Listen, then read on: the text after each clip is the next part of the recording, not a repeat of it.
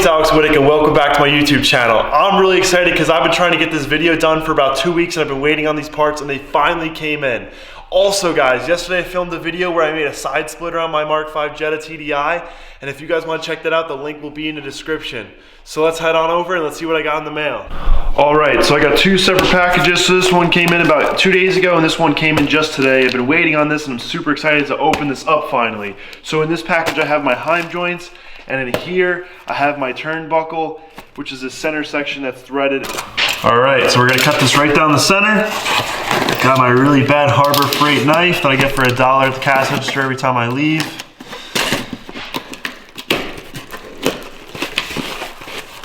Opening up the box.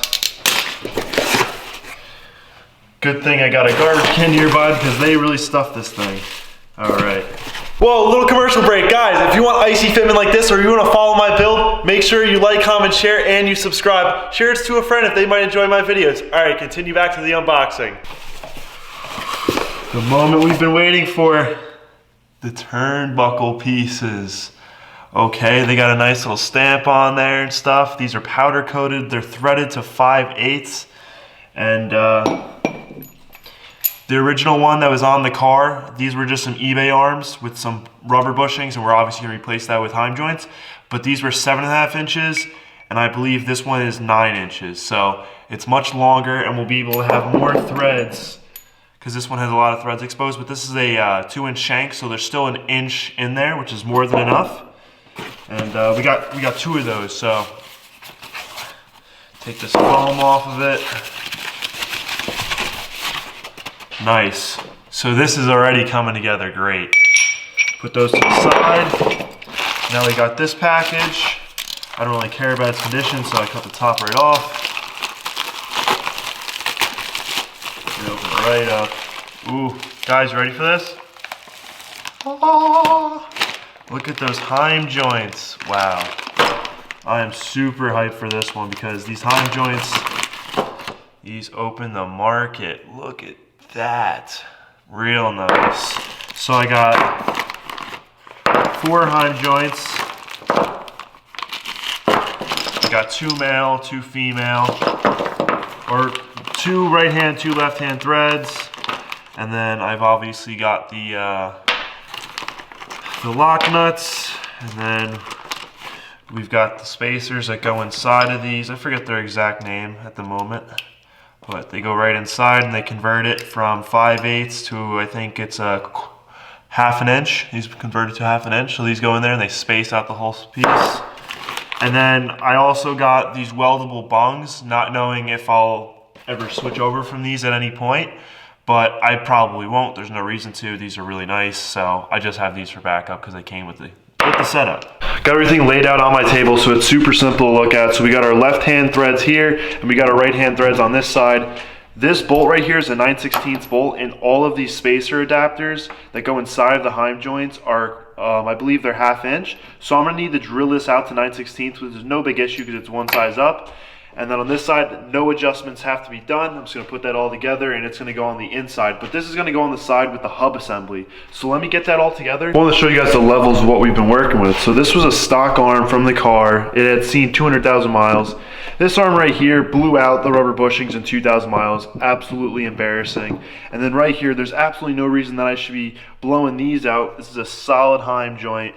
And this looks way more legit than both of these two combined. Way more sleek and professional. So we've got these inserts in on this side, and on this side we're not going to need any inserts bulging out. So I'm just going to lop that off right there. I'm going to cut it with my angle grinder. I'm going to get my cutoff wheel on there.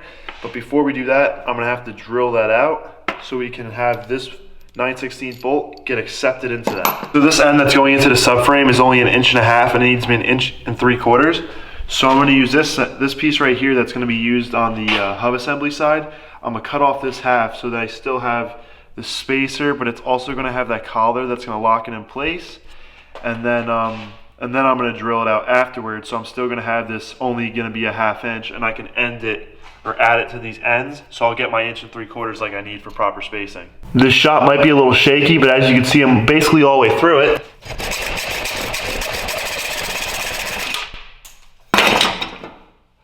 Rolled underneath the car, but here we have it, the one side. So this is gonna go into the end by the hub assembly. Here we go on the second side. Not gonna be as violent this time. Simply just peel it back. So now, hopefully this focuses. I've got these two right here. You flip them. I put them directly into this piece of the Heim joint. They click right in, no issues. And look, now the Heim joint moves around freely, and this is gonna be really nice. Piece of paper that I had all my measurements on, I actually had the measurements backwards. This side is 1 3/4 inches, and this side is 2 inches and 5/16. So this is right now is only 2 inches and 2.5 inches. So I just need that extra little bit. I'll just use some washers for that so you guys will understand that half. I'm gonna jump this up from a 1/2 inch to a 9/16 with just with a drill. It's gonna drill right out and you'll see it. Okay, so I got the car jacked up on the proper jack point. I got a wheel underneath for safety. I've only got 2 bolts holding this on from last time because I didn't move the car. Took the hex off. This is all sturdy. Get this off my torque wrench. I guess I had that on there tight. All right, now the impact to take it off. This is some lightweight impact type stuff. I've got stuff underneath or behind the tire and wheel because I was working on it last time and I was like, I'll just leave it there. So there's some tools under there and stuff. Now we have this whole area exposed and we're gonna put in that tow arm. So I've got the spacer setup going on here, and then I'm just gonna send it up through the back side like I've shown you in previous videos when I was making these before. And we're gonna get this nice and tightened up and we'll see how it looks. All right, this is looking awesome. So I didn't tighten this bolt up yet, but I'm about to tighten it up. This is the hub side, and then inside of there where you see that blue right in the center of the screen, that is the other end all tightened up. So all I gotta do now is tighten this end up and we're gonna be rocking and rolling. So this is literally, I cleaned the threads off. It's literally able to be held with one hand and screwed in with the impact.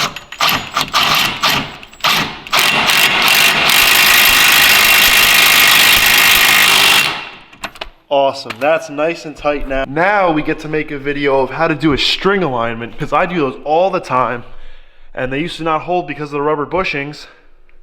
And now, they're gonna hold because of this guy right here. Got the tow arm completely installed. Everything is tight. As you can see, this bolt is nice and tight in there.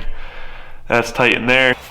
Gonna throw the wheel back on with only 2 bolts like I had prior to, because I want to be able to get in there for the eyeball alignment / string alignment video. So just gonna take 2 of my wobble bolts here, stick them right on. Always hand thread at least 2 or 3 threads on there just so it has some guidance, because you don't want to just impact something on there and mash up the threads, cross thread them, all that not so good stuff, nasty stuff. Alrighty, this one's giving me some trouble, so like that, just because there's some rust in there, and also these are wobble bolts on a 5x114 wheel and a 5x114 hub, so sometimes they don't line up right. Just gonna do a little tight like that, nothing serious. And then we're just gonna drop the car down. Like I said, nothing serious. I'm gonna drop this fast because I don't care.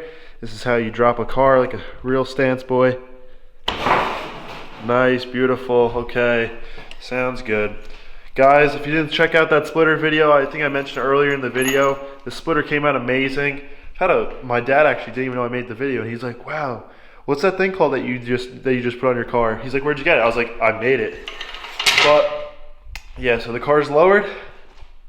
It looks amazing. So I do string alignments like super often in the summertime because the old tow arm that was on here had the rubber bushings and it would never stay straight. So I'm really good at doing eyeball alignments as well. And I didn't even put a wheel on, and that is like dead on straight. But it all comes with time.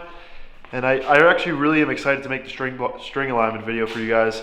Guys, the DIY adjustable Heim joint tow arms turned out absolutely amazing. The parts took super long to come in, about 2 weeks, but nonetheless, they came in. We got to make the video, and we're gonna make lots more videos. So guys, I hope you enjoyed today's video. Also, if you did not check out yesterday's video where I made the Lowe's run and I got the vinyl from a house siding and I made myself some splitters, go check that video out. It's in the description. If you want to follow my Instagram or my TikTok, that's at tilted_TDI. And guys, keep being you, keep smiling, and keep loving your build. That is all this is about. And yeah, have a great day, guys.